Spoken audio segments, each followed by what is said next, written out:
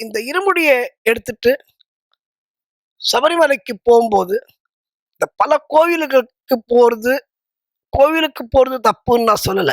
ஆனால் குருசாமிகள்லாம் இந்த 250 பேர் 300 பேர் போற குரூப்ல அவங்க லேட்டா வருவாங்க சில பேர். இந்த இருமுடி நிறைக்கும் போது நீங்க நிறைய பேர் உங்களுக்கு அனுபவம் இருக்கும். இருமுடி நிறைக்கும் போது பக்கத்துல தட்டுல ஒரு கற்பூரம் வச்சு ஏத்தின்னு இருப்பாங்க. அந்த கற்பூரம் அணையாம பார்த்துட்டு இருப்பாங்க. இது இந்த இருமுடிக்கு சாட்சி, அந்த அக்னி. நிறைய பேருக்கு அது என்ன காரணம்னே தெரியாது.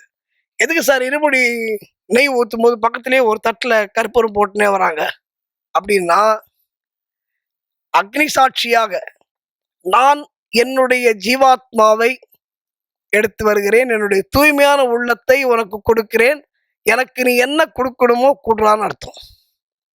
இப்போ போன் கிடைக்கிறது, கார் கிடைக்கிறது, வீடு கிடைக்கிறது, நிலம் கிடைக்கிறது, இதெல்லாம் சகஜங்க. நகை வாங்கிறது இதெல்லாம் சகஜம்.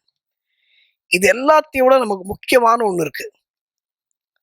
நம்முடைய மோட்சம், நம்முடைய முக்தி நல்ல முறையிலே இருக்க வேண்டும். அது ஜீவாத்மா அந்த பரமாத்மாவோடு சேரும் பொழுது நமக்கு ஒரு நிம்மதியான வாழ்க்கை கிடைக்கும்.